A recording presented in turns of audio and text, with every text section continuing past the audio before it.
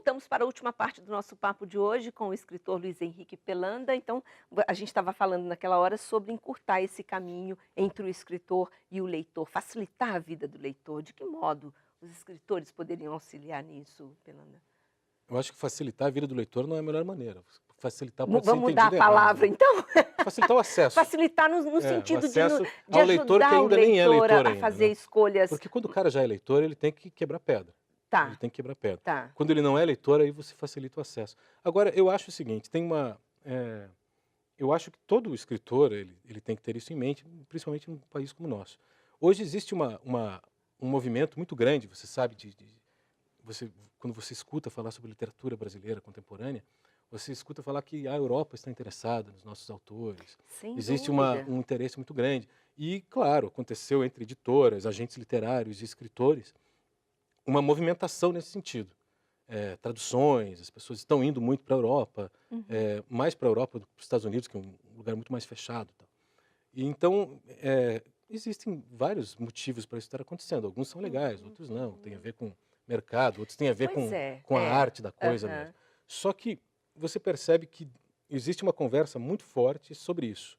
Você vai ser traduzido, você vai em qual feira europeia, você vai participar de tal mesa, você vai fazer tal coisa. Uhum.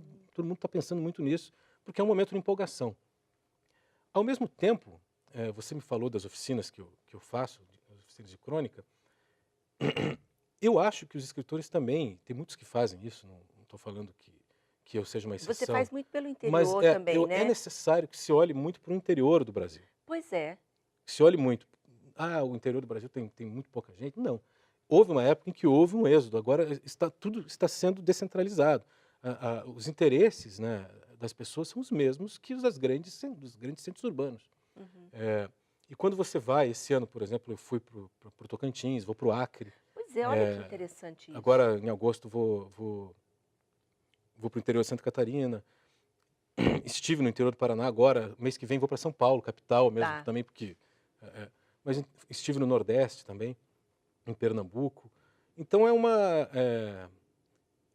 não só é importante os escritores irem falar com esse público que está se Uhum, formando uhum.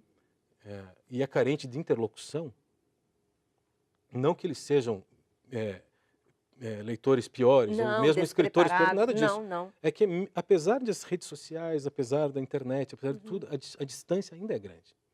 Quando você vai lá, você oferece um outro tipo de interlocução para eles.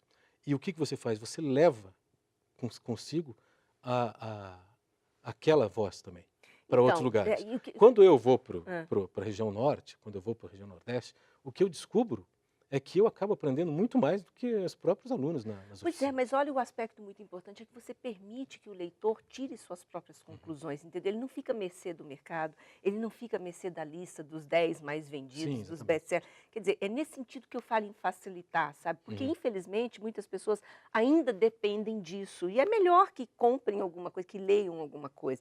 Mas quando há essa interlocução, ele pode escolher, ele se liberta, entendeu? Aí, Exatamente. nesse aspecto, eu acho que é uma Você tem facilitação. que, quando, em qualquer lugar, isso, eu acho que principalmente nos centros urbanos, é necessário Sim, que se dessacralize a imagem do escritor olímpico, sim. que está no pedestal Ser falando as inacessível. suas Meu Deus, verdades nós e estamos tal. terminando, Pelanda, já me deram sinal ali, olha só, eu tenho que falar dos seus livros. O Macaco Ornamental, já desde o primeiro, um livro de contos, já foi segundo lugar no prêmio Clarice Lispector, não foi isso? Da Fundação Biblioteca Nacional, Pois é, isso aí. nós passaremos em branco, finalista do prêmio Jabuti. Agora o Asa de Sereia já está concorrendo também a outro prêmio. Portugal Telecom, isso. Você se assustou com isso e de repente ser indicado por Moacir Sclia, grandes escritores, já começando de cara, participando de prêmios tão importantes?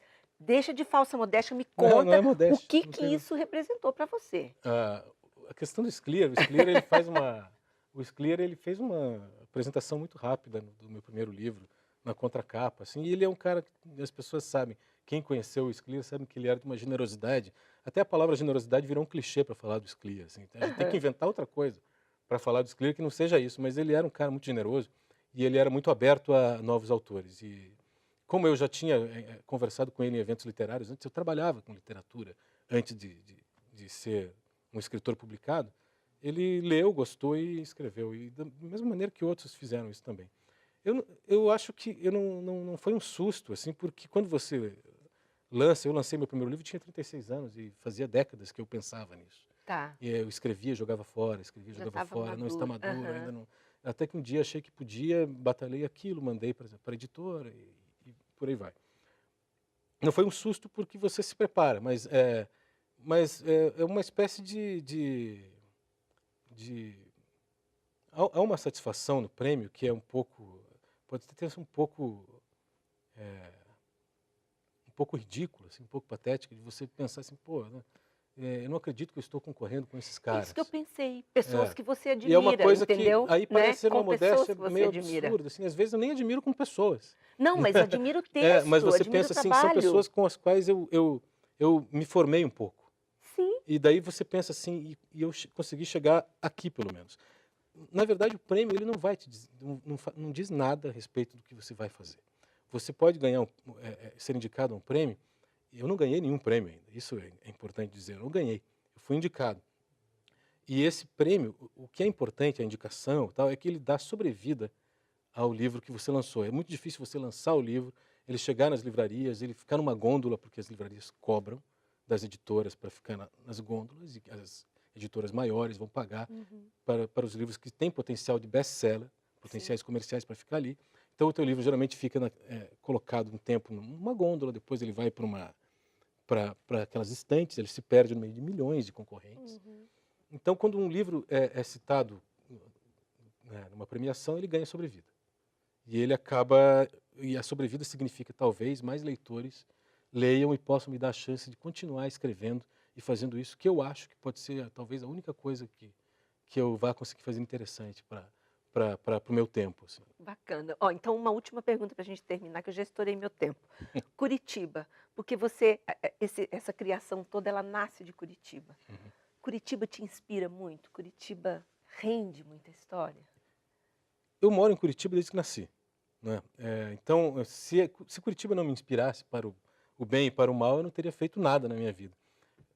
Algumas pessoas às vezes falavam para mim assim, você está escrevendo muito sobre Curitiba, isso não vai fazer com que o leitor de fora se afaste um pouco disso? Eu falo assim, mas e o Dalton? Né? O Dalton Trevisan que Nada a escreve ver, sobre é. Curitiba e é exatamente igual ao mundo de todos. Né?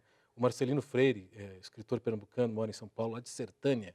Ele dizia que em Sertânia, com 15 anos, ele lia o Dalton e falava assim, meu Deus, Curitiba é aqui. Né? Sim, o ser Curitiba é humano é aqui, o homem, eu né? vivo em Curitiba, em Sertânia. Homem universal. Então, Curitiba me inspira, digamos assim, simplesmente por ser a parte do mundo onde eu vivo. Eu acredito que se eu vivesse em outros lugares, eu teria uma relação também próxima com esses lugares. Mas o que se vê de Curitiba em mim é que o filtro que eu me tornei, o escritor é uma espécie de filtro, é o filtro que tem a ver com a nossa cidade, que é uma cidade muito boa em alguns aspectos e muito ruim em outros, que tem uma vocação cosmopolita, porque sempre recebe pessoas e as pessoas se adaptam e se misturam sofridamente, mas também é uma cidade que, ao mesmo tempo que recebe tanta gente, também é xenófoba. Está lidando um pouco com as questões raciais que vêm de 100 anos atrás e ainda Uhum. são complicadas. É uma cidade que tem muito a questão do racismo ainda é importante. As questões religiosas, aquele catolicismo mais que veio, né, mais um catolicismo de interior, assim, né, europeu, né, que veio junto ainda é uma coisa que está aprendendo a ser. Então a gente tem vários entraves, tem várias coisas que ao mesmo tempo que nós precisamos derrubar, né, elas vão ser lenha nessa fogueira, né. É a nossa parte do mundo, é o que a gente tem é o que nos coube. Né. Bacana. Belanda, foi um prazer enorme falar com você. Foi um prazer meu também. Até uma próxima oportunidade. Obrigado Eu mesmo. conversei hoje com o escritor Luiz Henrique Pelanda. O Gente.com está terminando. A gente se vê na próxima edição. Até lá.